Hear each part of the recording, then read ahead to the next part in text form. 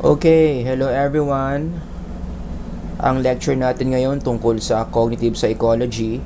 Pag-uusapan natin yung tinatawag na incidental learning. This is a very important concept, lalong-lalo na sa topic on learning under ng cognitive psychology. So basa muna ako ng biblical passage from Philippians chapter 4 verses 11 to 13. Not that I am speaking of being in need, for I have learned in whatever situation I am to be content. I know how to be brought low, and I know how to abound. In any and every circumstance, I have learned the secret of facing plenty and hunger, abundance and need. I can do all things through Him who strengthens me. So itong passage na to, malaki ang kinalaman sa incidental learning. Ang sabi ng APA, ito raw ang definition ng incidental learning. Learning that is not premeditated, hindi deliberate, not intentional. Yon. So yun lang yung tatandaan nyo, those words in red. A type of learning na hindi siya intention o wala kang intention na matuto, pero natuto ka. Kung i-summarize ko to in Tagalog, hindi mo sinasadya na may natutunan ka sa isang situation. Ang tawag doon, incidental learning. Ibang-iba yon sa tinatawag nating conscious learning or intentional learning. Kaya nga incidental to eh. Kabaliktaran ng incidental is intentional. Sa intentional learning, talagang sinasadya mo, meron kang desire, meron kang agenda to learn something. Halimbawa, ito yung type of learning ng mga students when they enter the classroom.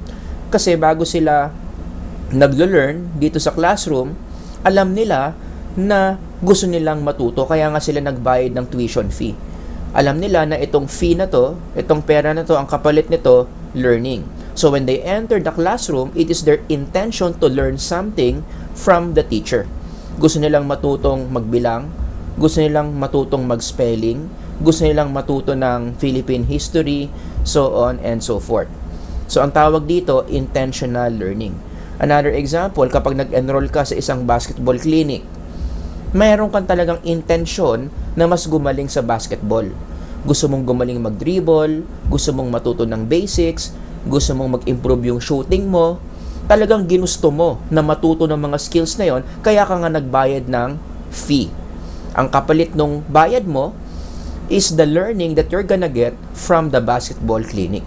So, ang mga taong nag-enroll sa isang basketball clinic, ang tawag sa proseso na pinagdaraanan nila, intentional learning. Balik tayo sa eskwelahan, kapag ang isang estudyante, inaaral niya talaga yung notebook niya, gusto niyang matutunan yung mga nakasulat sa notebook niya, intentional learning yan. Kasi gusto niyang matutunan, gusto niyang mapunta sa memory niya yung mga laman ng notebook niya. Kasi kasama yon sa exam niya sa Monday. So meron siyang intensyon na matutunan niya yung laman ng notebook niya para mapasa niya yung exam niya sa Monday. So yung learning na pinagdaraan ng estudyanteng nagre-review, intentional learning ang tawag. In contrast, again, iba yun sa incidental learning. Ibig sabihin ng incidental, hindi mo sinasadya pero meron kang natututunan. Some examples would be yung mga bata, when they play with their toys or when they play with other kids. When children play, hindi naman nila intensyon na matuto. Ang intensyon ng isang taong maglaro is mag-enjoy. Yun yung number one. Kaya tayo naglalaro kasi gusto nating mag-enjoy. But in the process of pag-enjoy, meron tayong mga natututunan in the process, lalo na yung mga bata. Habang naglalaro sila ng laruan nila, habang nakikipaglaro sila sa iba't ibang mga bata, they learn problem solving. Natututo silang mag-communicate with each other. Natututo silang ilabas yung creativity nila. Natututo silang dumiskarte para manalo sa laro. Or even na-enhance. Natututo sila how to speak up their language. Natututo sila ng mga bagong salita, ng mga bagong terminologies. Pero bago sila maglaro, hindi naman ito yung intention nila. Kaya sila maglalaro, gusto nilang mag-enjoy. Pero habang nag-enjoy sila, in Unintentionally, incidentally, natutunan nila yung mga bagay na yan. Kaya incidental learning ang tawag dyan. Another example, ito, mas marami mga makaka-relate dito, when we expose ourselves to the media. Karamihan naman, kapag gumagamit tayo ng media, especially social media, ang gusto lang natin ma-entertain. Ang gusto lang natin is makaalam ng mga bagong information. But in the process of entertaining ourselves via the media, marami rin tayong natututunan. Right? Like for example, sino dito nakaka-relate? Kapag paulit-ulit mong ine-expose yung sarili mo sa music, sa media, which is a form of media, di ba? In a way, maya-maya natututunan mo na yung lyrics ng kanta kapag paulit-ulit mo siyang pinakinggan. Although hindi mo intention na i-memorize yung lyrics, maya-maya memorize mo na yung lyrics. Incidental learning ang tawag doon. Or even yung sequence ng mga kanta. Let's say you have a playlist, tapos lagi mo pinapakinggan yung playlist na yon. Kahit hindi mo naman intention na ma-memorize yung pagkakasunod-sunod ng kanta, because you are always exposed to that playlist, maya-maya memorize mo na yung pagkakasunod-sunod ng kanta. Ano tawag doon? Incidental learning. Or, pagdating naman sa movie, sino nakaka-relate dyan? Pag meron kang isang movie, paulit-ulit mong pinapanood kasi paborito mo yon. Paborito mo si Popoy tsaka si Basha. So, nood ka ng nood nung scene nila, nung movie nila, anong mapapansin ninyo? Maya-maya, kabisado nyo na yung mga linya ni Popoy at ni Basha. Kabisado nyo na word for word yung script ng mga artista doon sa movie. Although, hindi mo naman wala ka namang intensyon na i-memorize yung linya ng mga characters, pero bakit mo na-memorize? Kasi nagkaroon ka ng incidental learning. Got that? Last example of incidental learning, nag-a-apply din to sa interpersonal relationships, lalong-lalo na sa pagmamahal. Alam nyo ba, posible na magmahal, matutunan mong mahalin ang isang tao na hindi mo sinasadya na mahalin siya. If you know the song ng Eraserheads, Ang Huling El Bimbo, yun yung sinasabi nung kanta, na posible matutunan mong mahalin ang isang tao na hindi mo naman intensyon na mahalin siya. Alright? Like for example, dun sa linya ng kanta, magkahawak ang ating kamay at walang kamalay-malay. So, ibig sabihin, wala siyang intensyon dito. Wala siyang agenda dito. Talagang nag-aaral lang siya sumayaw. 'Di ba? Yung sa kanta ng Huling El Bimbo, nag-aaral siyang sumayaw with someone, no? Wala siyang intention. Hawak-hawak na niya yung kamay nung nagtuturo sa kanya, maya-maya na tinuruan mo ang puso ko na umibig ng tunay. Sa kaka-expose niya sa sarili niya doon sa nagtuturo sa kanya kung paano sumayaw, natutunan na niya na mahalin yung taong nagtuturo sa kanyang sumayaw. Anong tawag sa ganyang klaseng learning? Incidental learning.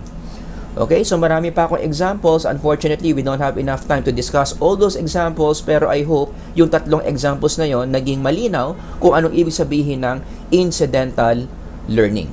So, ibalik ko dito sa slide na to, no? So, para ma-connect nyo yung mga examples ko sa definition ng incidental learning.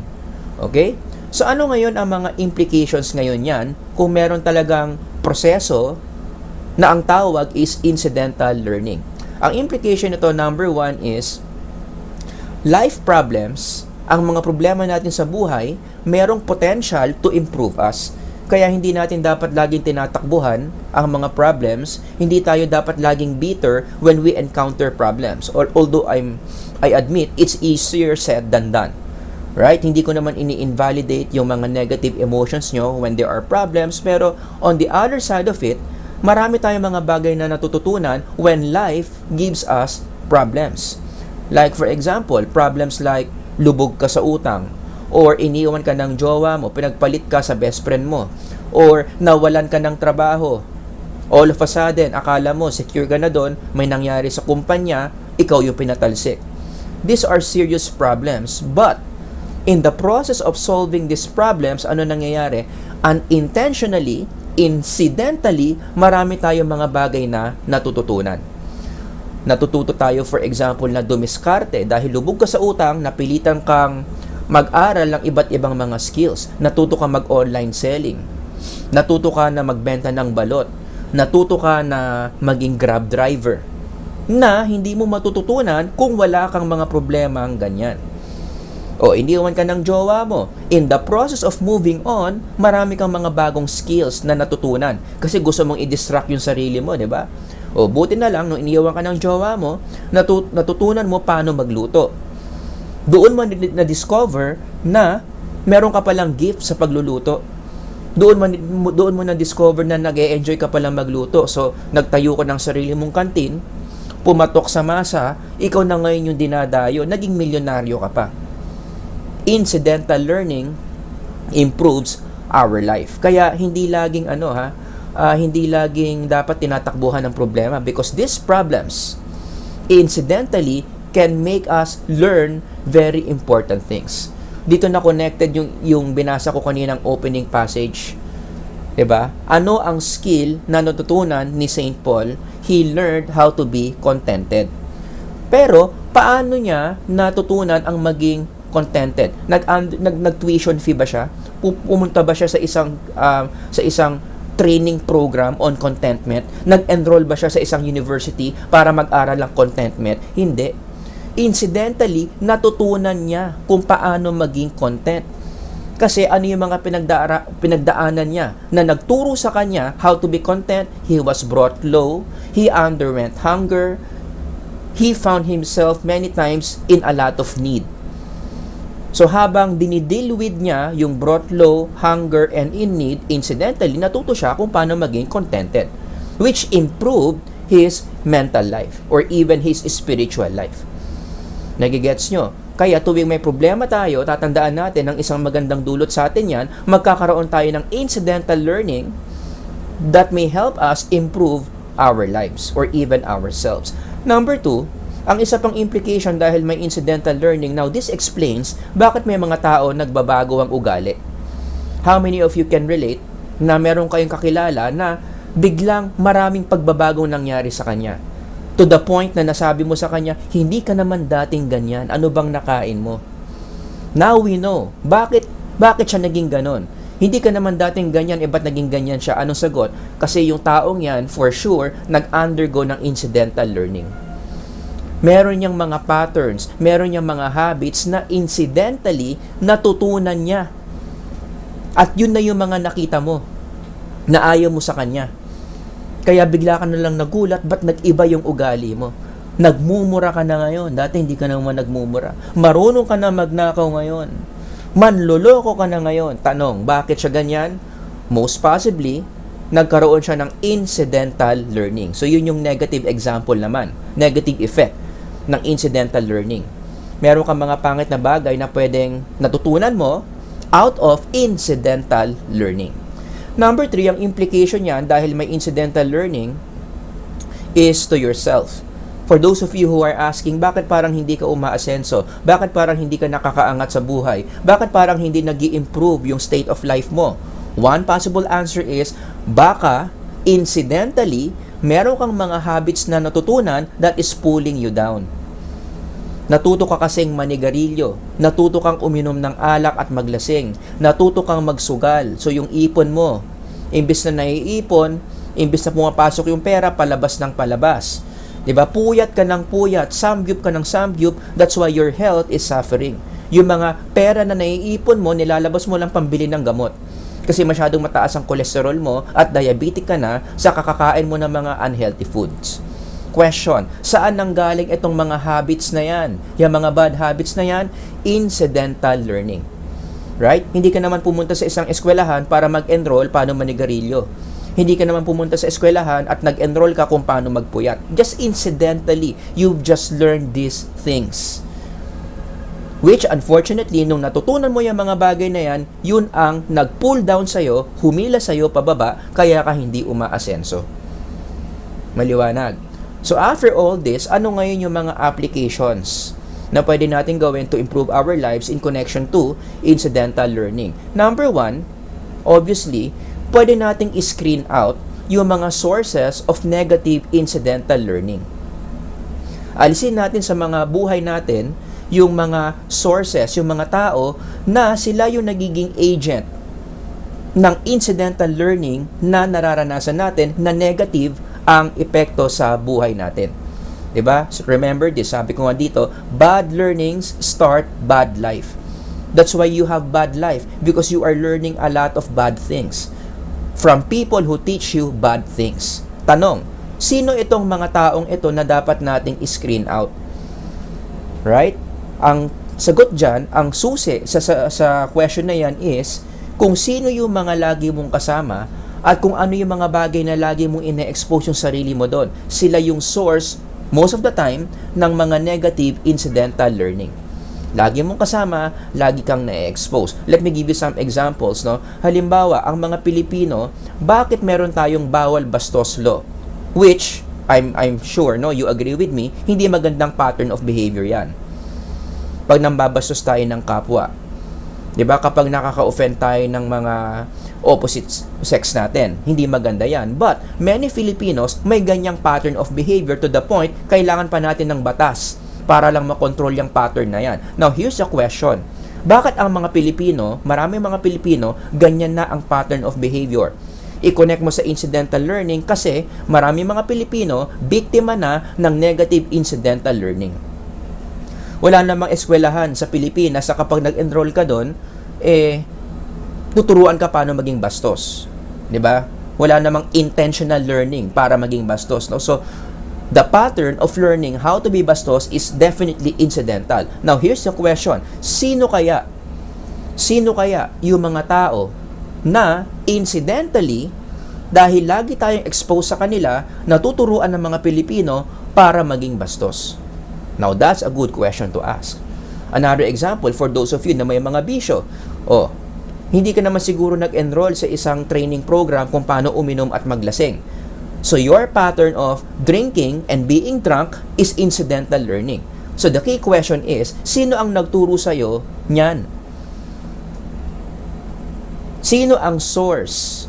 Sino ang teacher mo ng incidental learning at tinuruan ka na maging ganyan? In the spiritual level, marami mga Pilipino ngayon, especially young people, mabababa ang spirituality because along the way, somebody in our society has taught our young people kung paano pababain ang spirituality. Wala namang eskwelahan sa Pilipinas na tuturuan ka paano maging atheist. After all, predominantly, we are a God-believing country. So kapag ikaw naging atheist ka, kapag ikaw hindi mo na masyadong binibigyang importance yung spiritual life mo, most likely, produkto yan ng incidental learning. The key question is the who. Sino ang nagtuturo sa'yo ng mga ganyang negative patterns? Bastos ka, marami kang bisyo, tinitake for granted mo na yung spiritual life to the point hindi ka na naniniwala na may Diyos, which is the most important belief that a person has, his or her belief about God. Ako, ang ituturo ko dyan, malaki ang kinalaman dyan ng social media. Social media is a very powerful agent that promote incidental learning, lalong-lalo na negative incidental learning. Marami mga pangit na values, pangit na behavioral patterns ang itinuturo ang social media sa mga tao via incidental learning. Pansin nyo yon? Sa kaka-social media mo, marami kang mga kaugalian na negative na natututunan. Sa kaka-social media mo, bastos ka na mag-isip. Sa kaka-social media mo, marami ka ng modus operandi na alam. Sa kaka-social media mo, nagiging violente ka na sa words mo, palamura ka na, and in your thoughts, so on and so forth. That's why let's not underestimate the power of social media in helping us learn something. Although hindi tayo sinisingil ng social media ng tuition fee para matuto ng mga bagay-bagay, hindi natin kailangan gawin yon. Kasi expose mo lang ng expose yung sarili mo sa content ng social media, marami ka nang matututunan via incidental learning. Yun nga lang, unfortunately, marami mga bagay sa social media, ang natutunan natin, mga negative patterns. O kaya sana kapag napanood nyo tong lecture na to, no, mas maging aware na kayo kung ano ang pwedeng epekto sa inyo ng social media. Incidental learning, tuturuan tayo ng mga pangit na values. Now, in connection to that, no, under pa rin tayo ng application number 1, i-connect natin ito sa Bible. Now we know why one of the most common teachings in the Bible is kinakailangan choosy tayo sa mga kinakasama natin. Paulit-ulit na tinuturo yan. Dapat pinipili natin kung sino yung kasama natin. Bakit? Kasi yung sinasamahan natin lagi, yung kinakausap natin lagi, yung kasama natin lagi, pwedeng mag-promote yan ng incidental learning sa atin, which will affect our spiritual life.